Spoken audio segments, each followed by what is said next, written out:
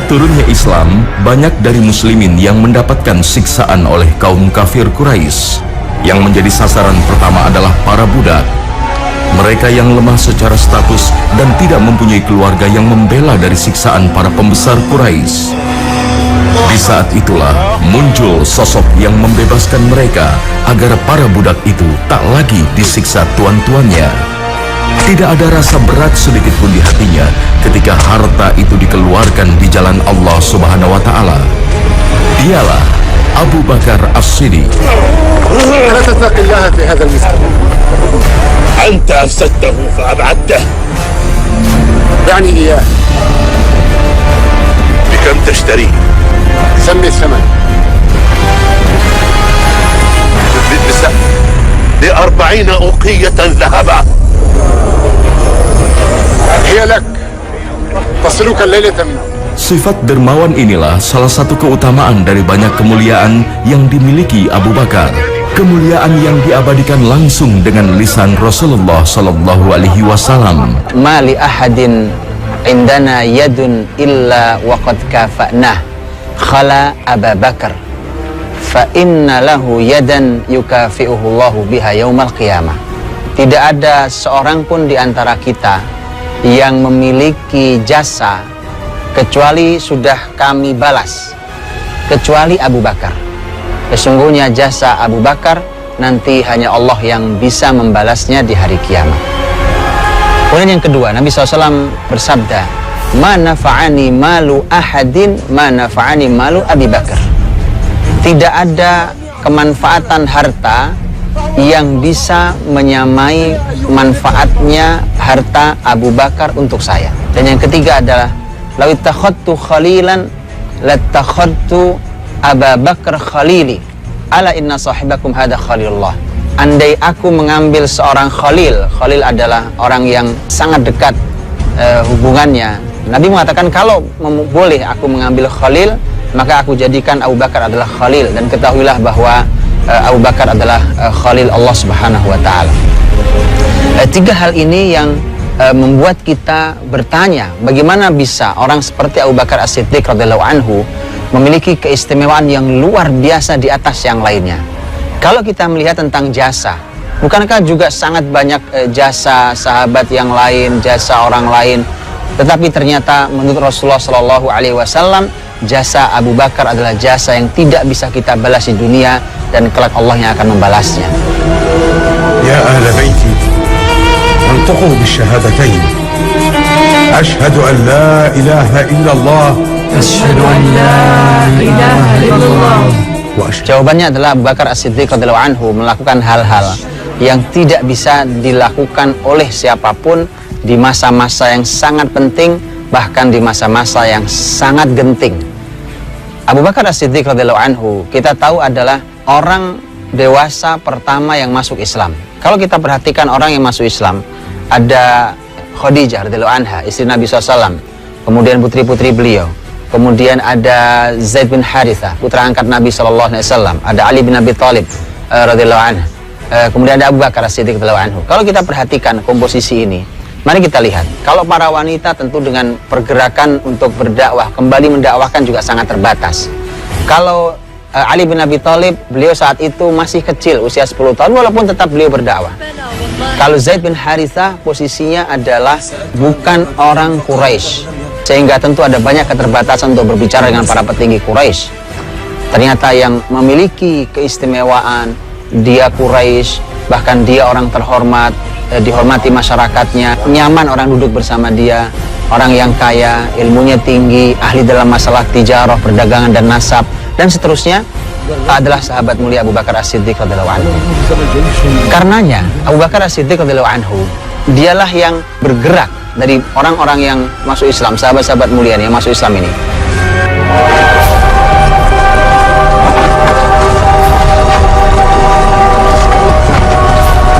Wallahi ya Muhammad, ma da'awtuna illa ila izz ad-dunya wa khair al-khitam. Wa ma sami'tu kalaman ahla wa awqa fi as-sam'i mimma sami'tu. Ashhadu an la ilaha illallah wa ashhadu anna Muhammadan rasulullah. Abu Bakar bergerak sedemikian luar biasa karena dia yang punya semua modal bergerak itu. Maka hari berikutnya dia membawa orang-orang penting yang di dalam sejarah Islam kelak mereka semuanya menjadi pemimpin-pemimpin besar, bahkan mereka menjadi bagian dari orang-orang yang dijamin masuk surga. Di sana ada Utsman bin Affan, ada Sa'ad bin Abi Waqqas, ada Talha, ada Zubair, ada Abdurrahman bin Auf. Subhanallah, semua orang besar, semuanya orang yang dijamin masuk surga, dan semuanya adalah para pemimpin yang semuanya kelak layak untuk menjadi khalifah, jadi orang tertinggi di kalangan muslimin. Ini adalah karya besar dari seorang Abu Bakar As-Siddiq radhiyallahu anhu, karena hidayah mereka hadir dari seorang Abu Bakar As-Siddiq, jalannya atas izin Allah Subhanahu wa taala. فماذا أقول؟ قل أشهد أن لا إله إلا الله وأشهد أن محمدا رسول الله. أشهد أن لا إله إلا الله وأشهد أن محمدا رسول الله. تفضل يا أبتي. سلمت يداك يا ابنتي. Bahkan Abu Bakar juga mengajak keluarganya dalam perjuangan menyebarkan Islam. Kita tahu bahwa Abu Bakar As-Siddiq tidak bergerak seorang diri, bahkan dia libatkan semua keluarganya. يا أبتي جاءنا رسول الله. رسول الله. Anak-anaknya, laki, perempuan, bahkan pembantunya, bahkan harta yang dimilikinya sangat luar biasa. Ketika peristiwa hijrah Nabi SAW, kepala Nabi dihargai dengan 100 ekor unta. أجعلنا 100 ناقة لمن أدركه ورده. Abu Bakar As-Siddiq radhiyallahu anhu, beliau ada di sana, terlibat di sana. Beliau sahabat yang menemani perjalanan sangat genting itu. Bahkan Abu Bakar sudah menyiapkan sedemikian luar biasa. Abu Bakar sudah menyiapkan unta untuk dia dan unta untuk Rasul. Bahkan Abu Bakar mengatakan, Rasulnya hadiah untukmu aku berikan. Kata Nabi, tidak, nanti aku bayar di Madinah. Subhanallah, artinya jasa yang sangat besar di peristiwa yang sangat genting.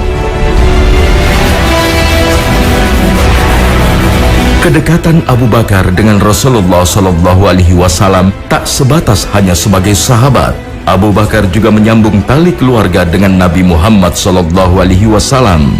Bahkan kita tahu salah satu Ummul Mukminin, istri Nabi SAW adalah putri beliau, yaitu Aisyah radhiyallahu anha. Istri yang paling cerdas, istri yang menjadi rujukan utama para sahabat nanti dan juga generasi tabi'in. Aisyah radhiyallahu anha adalah orang yang oleh Nabi dikatakan sebagai istri yang paling dicintainya.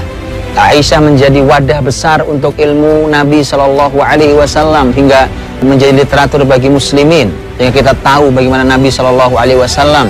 Inilah jasa Abu Bakar As-Siddiq radhiyallahu anhu, dan ini hanya sebagiannya, banyak sekali hal yang lainnya, dan karenanya Rasul mengatakan hanya Allah Subhanahu wa taala yang bisa membalas jasa Abu Bakar As-Siddiq radhiyallahu anhu.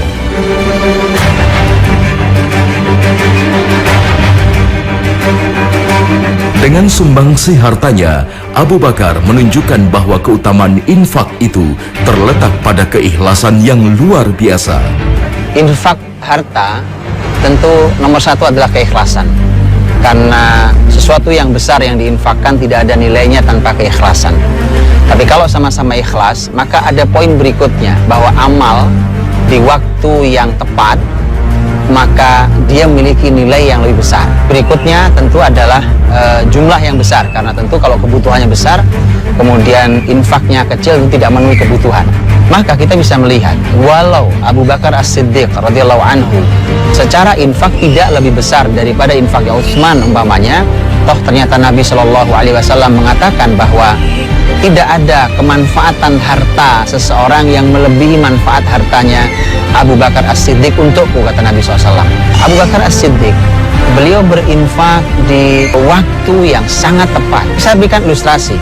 Kalau hari ini saya hanya perlu uang Rp5.000 karena terpaksa harus memerlukan uang Rp5.000 umpamanya, maka tentu yang paling berharga buat saya kalau ada seseorang sekarang memberikan saya uang Rp5.000. Mungkin esok hari ketika ada orang memberi saya Rp50.000, saat itu saya sudah tidak perlu lagi, maka Rp50.000 yang sebenarnya lebih besar, tidak lebih besar nilainya dibandingkan yang Rp5.000. Karena itulah maka Abu Bakar As-Siddiq radhiyallahu anhu ketika beliau berinfak di waktu yang tepat sekali, maka inilah yang memiliki nilai yang luar biasa. Makanya ambillah pelajaran. Umpamanya ada seseorang yang kebutuhannya adalah dia perlu makan, maka beri dia makan. kebutuhannya, dia perlu pakaian, dia perlu jilbab, dia perlu pakaian untuk sholat, berilah itu. Dia memerlukan buku untuk sekolah, belajar, itu kebutuhan dia, berilah dia. Itu amal yang istimewa. كفوا أيديكم عنها. Kita melihat contohnya Abu Bakar As-Siddiq radhiyallahu anhu. Ketika beliau dengan hartanya yang banyak itu di Mekah, itu digunakan untuk membebaskan budak-budak, dan budak-budak itu muslimin. Saat itu tidak ada yang memberikan pertolongan kecuali Abu Bakar As-Siddiq radhiyallahu anhu dengan izin Allah Subhanahu wa taala.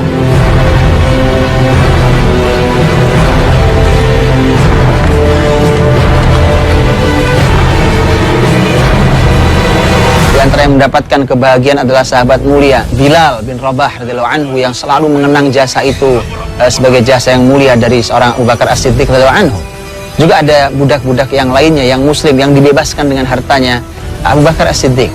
Jadi orang saat disiksa seperti itu, budak sudah tidak ada harganya, kemudian dibebaskan, itu kenikmatan terbesar.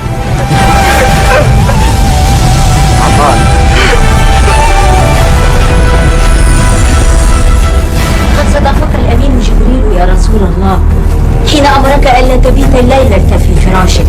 Begitu pula ketika Rasulullah Shallallahu Alaihi Wasallam memerlukan semua dana atau semua keperluan yang digunakan untuk perjalanan hijrah, saat itu tidak ada yang lain, tidak ada yang lain kecuali Abu Bakar dan keluarganya. Maka Abu Bakar menyiapkan harta, menyiapkan untanya, menyiapkan perbekalannya. Selama ada di Gua Thur, bahkan sepanjang perjalanannya, dia libatkan bahkan kambing-kambingnya dilibatkan untuk menghapus jejak kaki Rasul dan Abu Bakar.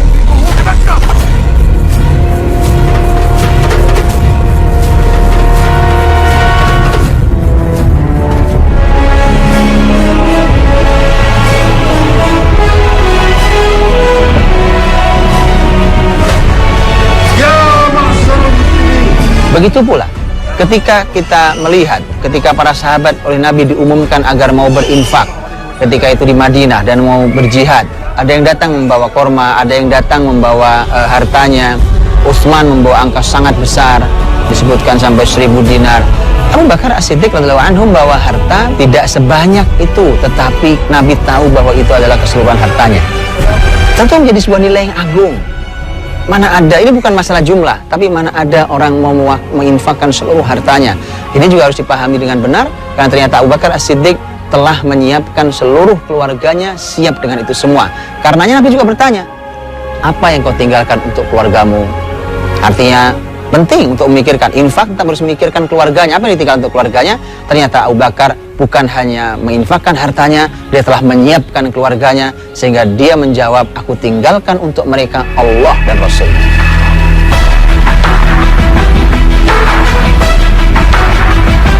Bersama Umar, sosok mulia Abu Bakar inilah yang menjadi teladan utama para sahabat dalam mendidik keluarganya. Sahabat mulia Abu Bakar As-Siddiq radhiyallahu anhu, sahabat berikutnya itu Umar bin Khattab, ternyata dia menjadi bagian dari kurikulum yang sangat penting bagi pendidikan Islam. Kalau kita ingin menghasilkan generasi yang kokoh, sebagaimana dahulu Islam melahirkan lulusan-lulusan yang memimpin bumi dengan peradaban yang rahmatan lil alamin. Hal ini disampaikan oleh Imam Ibnu Jauzi rahimahullah ta'ala. Beliau mengatakan bahwa para salafus soleh dahulu mengajarkan anak-anak mereka cinta Abu Bakar dan Umar seperti mencintai surat dalam Al-Quran. Tentu diajarkan keistimewaannya, keutamaannya, kehebatan mereka, biografi mereka yang dahsyat itu, sehingga tumbuh kecintaan anak-anak kita terhadap Abu Bakar dan Umar radhiyallahu anhuma. Inilah kurikulum yang benar dalam pendidikan Islam. Maka ketika anak-anak kita tidak dikenalkan kepada tokoh-tokoh besar seperti Abu Bakar dan Umar radhiyallahu anhuma, maka mau jadi apa? Apalagi kalau kemudian diajarkan hal yang salah, ketika ternyata tokoh-tokoh sejarah para sahabat Nabi SAW dibuat buruk, kemudian disebutkan tidak baik tentang sejarah mereka, maka yang muncul adalah generasi yang rusak. Mereka akan kehilangan panutan yang terbaik. Maka dari itulah ini pelajaran, kurikulum yang harusnya dimasukkan di sekolah-sekolah kita, dimasukkan di rumah-rumah kita. Ajarkan anak-anak kita mempelajari sejarah Nabi SAW agar mereka mencintai Nabi. Ajarkan biografi Abu Bakar, Umar agar mereka mencintai keduanya. Demikian juga para sahabat Nabi yang lain, ajarkan kepada mereka. Begitu juga salafus saleh yang lain, ajarkan kepada anak-anak kita agar mereka memiliki panutan terbaik dalam hidup mereka.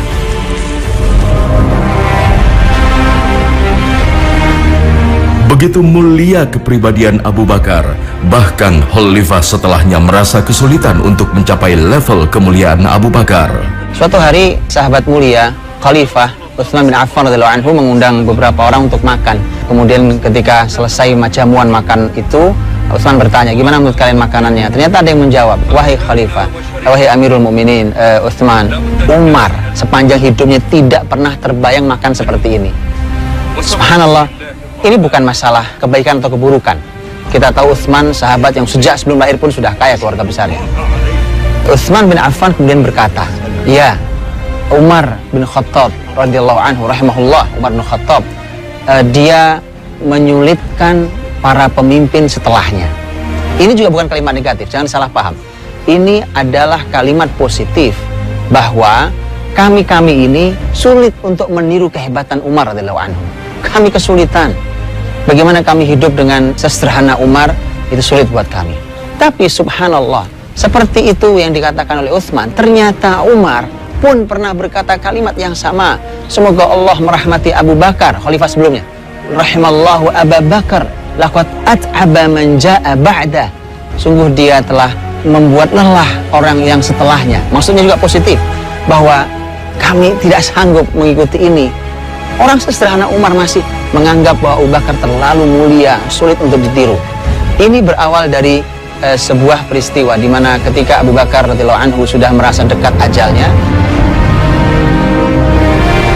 dia berkata kepada putrinya, yaitu Aisyah radhiyallahu anha, wahai Aisyah, itu ada unta itu dulu kita perah susunya untuk kita minum.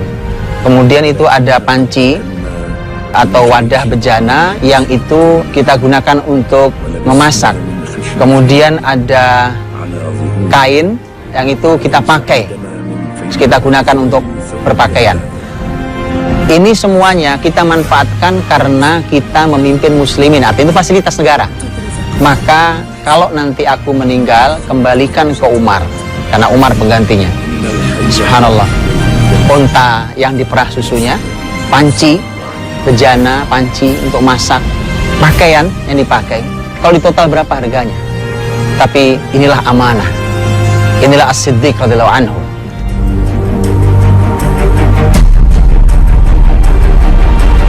Abu Bakar As-Siddiq radhiyallahu anhu adalah orang yang sangat mudah menerima hidayah Allah Subhanahu wa taala. Ibarat tanah, hatinya itu sangat gembur, subur, hanya tinggal ditancapkan kebaikan kemudian dia tumbuh dan berbuah. Kalau lebih seperti itu, bukan hati yang keras seperti batu sehingga tidak bisa ditembus oleh kebaikan. Bagaimana itu bisa terjadi? Ini juga pelajaran buat kita. Bagaimana dia terjadi pada Abu Bakar bisa memiliki hati yang seperti itu? Rasulullah SAW ketika mendapatkan wahyu, Abu Bakar menerima tanpa bertanya, membenarkan tanpa ragu sama sekali. Karena Abu Bakar As-Siddiq punya dua kelebihan saat itu. Yang pertama adalah bahwa Abu Bakar As-Siddiq radhiyallahu anhu adalah orang yang sudah lama berteman akrab dengan Nabi Shallallahu Alaihi Wasallam, sehingga Abu Bakar sudah sangat paham. Tidak ada cacat pada Muhammad, tidak ada sedikit pun keraguan pada sikap, pada pribadian dan akhlaknya. Ini orang yang jujur, orang yang baik, sehingga semua yang dikatakan tidak ada bohongnya. Maka kalau Nabi Muhammad mengatakan bahwa dia menerima wahyu, pasti benar. Dan yang kedua adalah bahwa Abu Bakar As-Siddiq radhiyallahu anhu termasuk sahabat yang tergolong sebagai kelompok Al-Hanifiyah, yaitu orang yang tetap lurus di atas agama Ibrahim, di mana mereka tidak pernah sujud pada patung, mereka tidak pernah menyembelih atas nama patung, mereka tidak pernah berbuat kemusyrikan, kezaliman, dosa. Mereka terjaga di tengah masyarakat yang rusak. Makanya itulah yang membuat hatinya tetap terjaga. Lingkungan mungkin rusak, tetapi orang yang menjaga dirinya, maka dia memiliki nilai yang agung di sisi Allah Subhanahu wa taala. Jangan dijadikan sebagai alasan bahwa kita boleh rusak hanya karena lingkungannya rusak. Tetapi jadikan justru dia sebagai sebuah kesempatan untuk mendapatkan kemuliaan, menjadi orang yang jumlahnya sedikit di tengah rata-rata orang rusak, kemudian jumlah yang sedikit ini adalah jumlah yang tetap berpegang teguh pada jalan Allah Subhanahu wa taala. Karenanya Abu Bakar As-Siddiq radhiyallahu anhu adalah sosok yang paling istimewa karenanya dia adalah orang yang memiliki banyak sekali kelebihan, amal yang sangat soleh. Hatilah yang menjadi penentunya, keikhlasannya, keistimewaannya berawal dari keikhlasan hati dan keyakinan yang kokoh pada Allah, keimanan yang kuat, yang sangat teguh, yang beriman tidak pakai ragu, yang membenarkan tidak pakai bertanya. Kalau kita bisa miliki itu seperti Abu Bakar, maka mudah-mudahan Allah muliakan kita. Sang pembenar Abu Bakar As-Siddiq, kekasih Allah Subhanahu wa taala ini memang layak mendapatkan tempatnya di surga. Dengan amal yang dibalut keikhlasan, dengan perjuangan tak kenal rasa lelah, dia mengabadikan hidupnya untuk tegaknya panji-panji Islam. Rahimahullah Abu Bakar As-Siddiq radhiyallahu anhu.